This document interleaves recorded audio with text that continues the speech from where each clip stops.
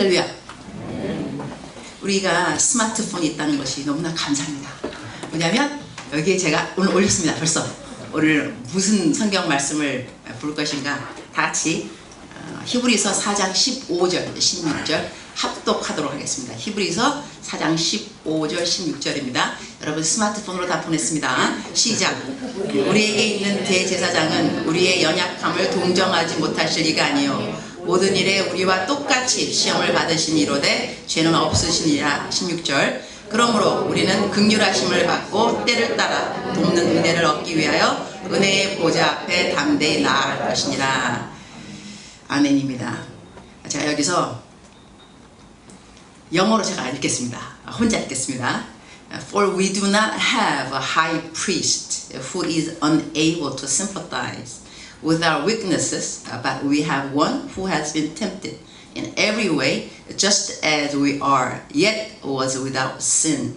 Let us then approach the throne of grace with confidence, so that we may receive mercy and find grace to help us in our time of need. 내가 영어로 왜 하는지 알아요? 누가 유튜브 보면서 내가 영어로 한 게 되게 멋있었다 그러더라고. 그래갖고 아 영어로 하면은 멋있는가 보다 생각해서 한번 해본가요? 멋있는가 모르겠네. 오늘 여러분 그 시간이 되게 짧다 그러더라고요. 짧음에도 불구하고 여러분이 모이겠다고 했다는 자체에 대해서 저는 감동을 받았습니다. 야, 이렇게 예배를 사모하다니 너무 감사하고 난 여러분이 처음에 좀 이렇게 나 예우하니라고 그런 줄 알았더니 정말인가 봐. 그래서 너무너무 감사해요. 오늘 설교 말씀은 그 하나님이 우리의 그 약한 점을 이렇게 sympathize, 공감, 최휼, 이해해 주신다는 건데 제가 그 신우회에 가서 설교할 때가 있는데 어느 신우회에 갔더니 설교하기 전에 나한테 그러는 거예요. 목사님. 그러니까 설교 다 끝났어요. 끝나고 난 다음에 나한테 이제 나를 이제 부른 분이죠. 그 초대하신 분이 뭐라 하냐면 제가 거기 고정적으로 가는 곳이 있는데 제가 오늘 기도할 때 우리 좀 목사님 오셔서 좀 위로하는 설교를 했으면 좋겠다라는 그 기도를 했다는 거예요. 근데 내가 마침 그날 위로하는 설교를 했어요. 참 감사하죠. 그러니까 제가 신회라든가 어느 이제 그 예배를 들어갈 때 모든 목사님들이 그러시겠지만 하나님 요 시간에 이들에게 필요한 하나님의 말씀이 무엇일까요? 기도를 해요. 그래서 하나님이 주시는 그 마음을 가지고 하나님이 주는 메시지를 deliver, 이렇게 운반, 전달하려고 노력을 하죠. 근데 이제 마침 그날 내가 아침에 주님 오늘 이 신우회에 어떠한 설교를 할까요? 했던데 하나님께 위로하는 설교를 해주라 그랬어요. 위로. 내가 마침 위로하는 설교를 했는데 끝나고 난 다음에 그분이 목사님이 요번에 오셔가지고 좀 위로하는 설교를. 사실 제가 그 말을 들으면서 어떤 생각이 들었냐면 내가 그동안 얼마나 쪼는 설교를 했으면 어떻게 살아라 이런 설교를 얼마나 했으면 위로 오늘 좀 제발 좀 이렇게 막 욱박은 아니지만 그래도 이렇게 살아라 이렇게 도전적 이런 거보다는 좀 이렇게 너무 힘들다 그러니 좀 위로 그러한 마음이 들었을까 싶어서 마음이 좀 짠하긴 하더라고요. 그런데 오늘 여러분에게 우리 선한 사람들은 어떤 말씀이 필요할까 생각을 하면서 일단은 만약에 이거 타이틀 제목으로 한다면요 있다 한다 없다 이렇게 하면 외우기 쉬울 것 같아요. 있다 한다 없다. 이게 무슨 뜻이냐? 있다.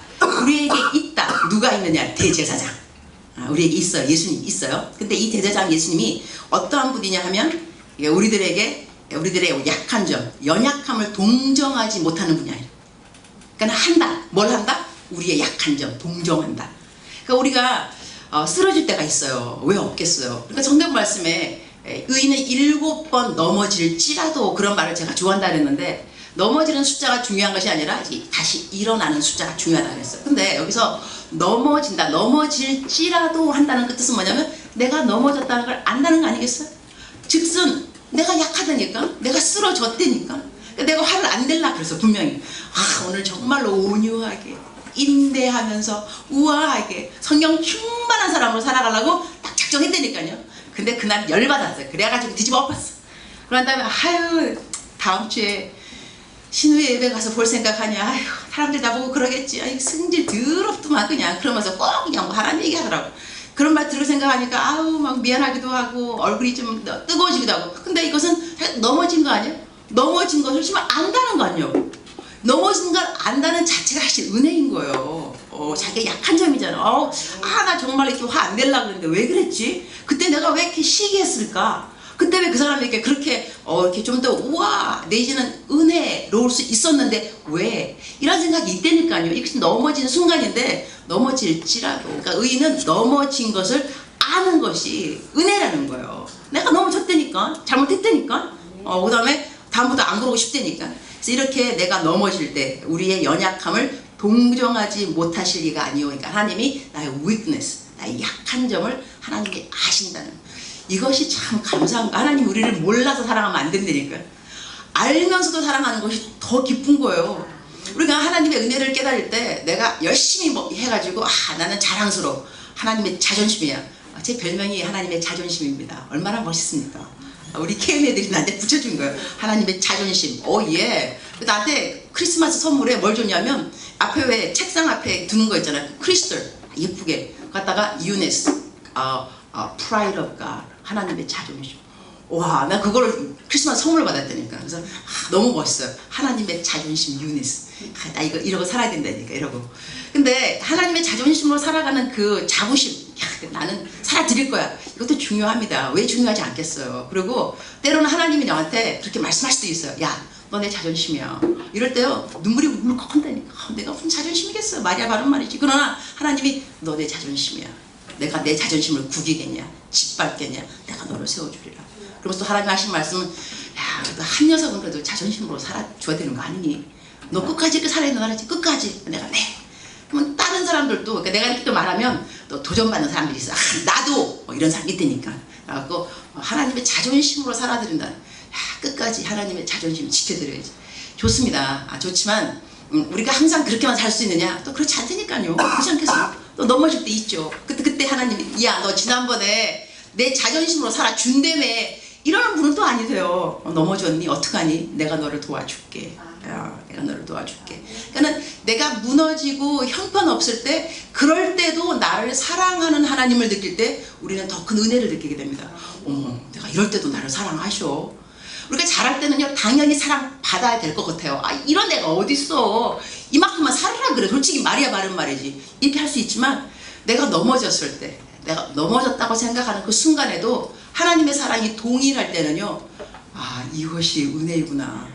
어떻게 내가 이런 더러운 성질을 가진 나를 하나님은 참을 수 있지? 대단하셔. 이때 하나님의요, 이 위대한 사랑이 더 부각되는 거예요. 왜냐면 내가 못났으니까. 내가 잘났을 때는 그렇게까지 부각 안 돼요. 왜냐면 내가 잘났다니까요. 내가 잘하고 있다니까. 이만큼만 하라고. 그러나 그렇지 않을 때가 있다니까. 제가 이거 말하면 사실 뭐라 그러나, 한국말로 멋있는 말이 있는데, 하여튼 간에 있어요. 수치 뭐 그런 건데, 치부 그걸 드러내는 것 중에 하나인데요. 사람들은 이렇게 내가 치부 그걸 드러내는 거를 되게 좋아해요. 이러면서, 그래서 내가 느낀 건 뭐냐면, 나는 나의 넘어짐도 복음의 통로이구나. 넘어짐도 믿음의 통로이구나. 얼마나 큰 위로가 되는지 모르겠어. 내가 뭐 잘못했다 그러면 사람들이, 목사님 위로돼요. 목사님도 그러세요? 네, 저도 그렇습니다. 이렇게 하면서 위로를 하는 그건데, 내가 옛날에 어떤 일이 한 번 있었냐면, 제가 시집 가고 난 지 얼마 안 됐을 때였어요. 결혼하고. 지금 28년 제가 결혼했으니까, 결혼한 지 얼마 안 됐을 때, 한 달 됐어요. 한 달. 제가 되게 좋아하는 남자가 있었어요. 우리 남편 전에. 무지 좋아해. 목숨 걸고 좋아하는 남자. 내가 정말 이 남자면 시집 갈 거다. 했는데, 내가 고등학교 3학년 때 이민 갔잖아요. 3학년 때 이민 갔는데, 이민 가고 난 다음에, 그때 제가 고등학교 3학년이었어요. 그러니까 대학교 오빠였던 거죠. 근데 이제 그 오빠를 정말 좋아했는데 7년을 제가 좋아했던 것 같아요. 오랜 시간 동안. 근데 이제 그 사람이 미국에도 나를 만나러 왔어요. 그래서 우리는 정말로 결혼할 줄 알았어요. 결혼할 줄 알았는데, 이 남자가 군대를 가더니 소식이 없는 거예요. 이럴 수가 있나? 그래갖고 이제 군대 갔어요. 군대 가갖고 소식도 없고. 그래서 나는 이제 그때 이제 변화받아서, 대학교 1학년 때 변화받아서 신학교를 간 거예요. 나중에 대학교 3학년 때 신학교에 가서 짝꿍 남편 될 사람을 만난 거예요. 그래갖고 이제 결혼했죠. 결혼하고 난 다음에 결혼하고 난 다음에 한 달이 됐어요. 근데 연락이 온 거예요. 그 남자한테서. 어머나. 아니, 한 달 전에만 왔었어도, 결혼하기 한 달 전에만. 딱 결혼하고 난 다음에 한 달 뒤에 딱 편지 연락이 왔어요. 와가지고 뭐 이제 뭐 어떻게 지내냐 뭐 그런 거죠. 그래서 이제 시집 갔다 그랬어요. 결혼했다.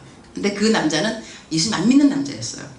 근데 이제 그 남자한테 이제 그 다음 요기를 하나님께서, 하나님이란 말을 썼더라고요. 내가 전도사였죠. 신학하니까 하나님께서 만약에 내가 너를 만났겠다면, 결혼했다면 아마 그 하나님이 종의 길 가는 거는 네가 못 갔을 거다. 그래서 하나님께서 그렇게 해서 우리가 만나지 않았는가 보다. 뭐 저렇게 끝났어요.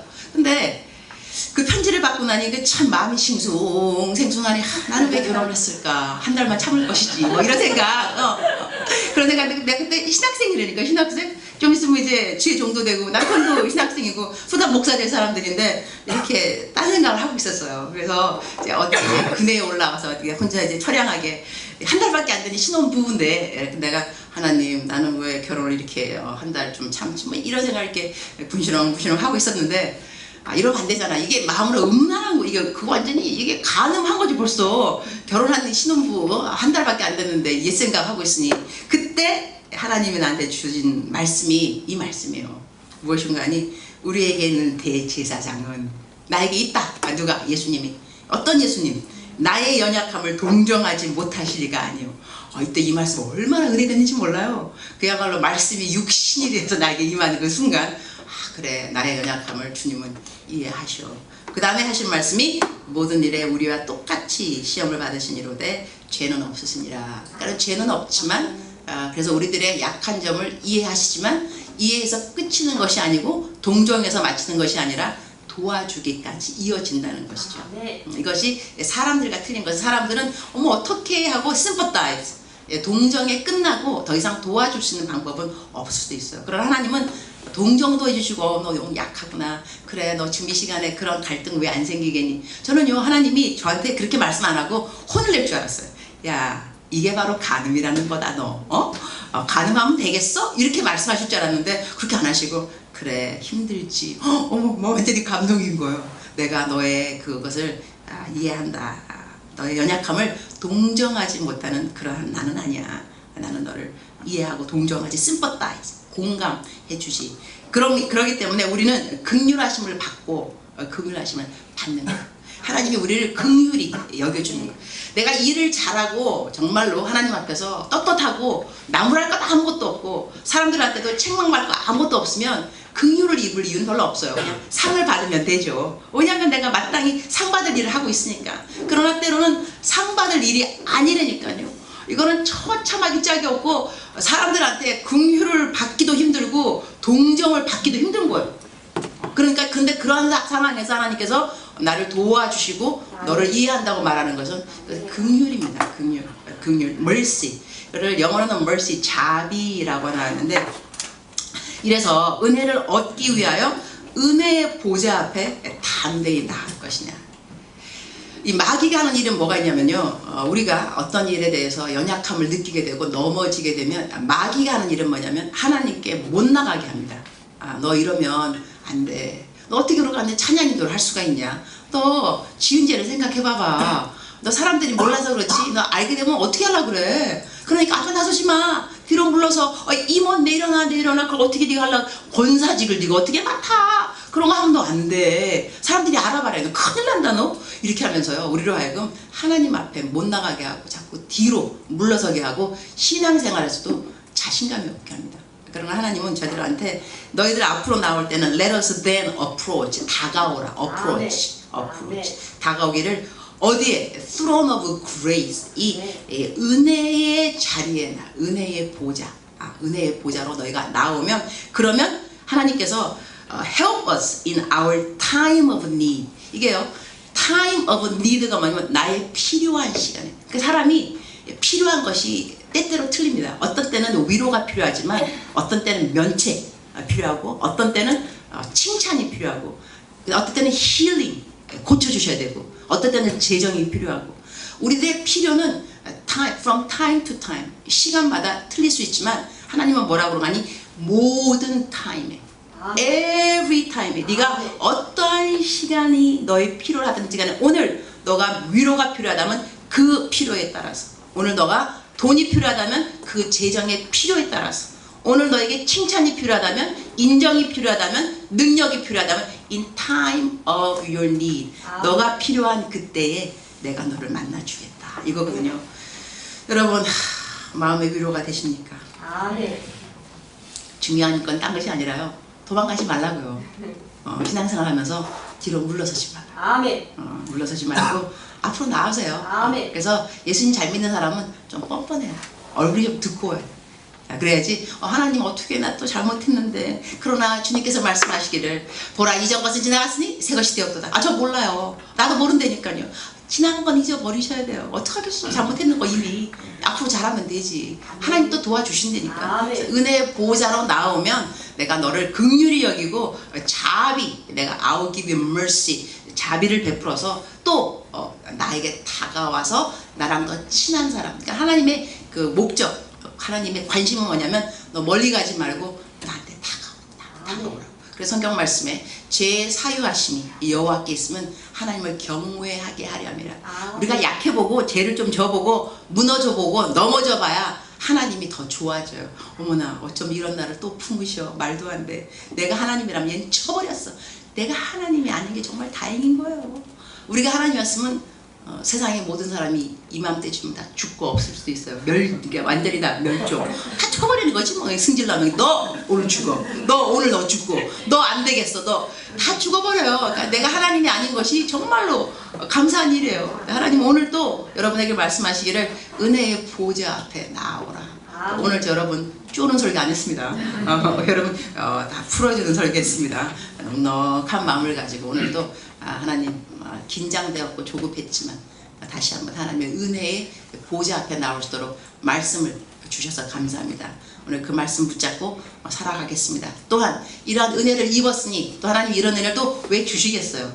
이러한 은혜를 입었으니 너도 다른 너의 이웃들에게 은혜를 좀 베풀어라. 자비를 베풀어라. 너가 받은 자비를 기억해야 우리가 받은 자비를 기억할 수 있어야지. 긍휼 기억할 수 있으면 이렇게 긍휼을 내가 입었거늘 내가 이 사람에게도 좀 자비를 베풀어주고 이 사람의 어려운 점을 동정, 공감해주는 것이 필요하겠다. 왜냐하면 내가 받은 은혜가 있으니까. 그래서 은혜를 아는 사람이라는 것이 참 중요한 것입니다. 기도하겠습니다.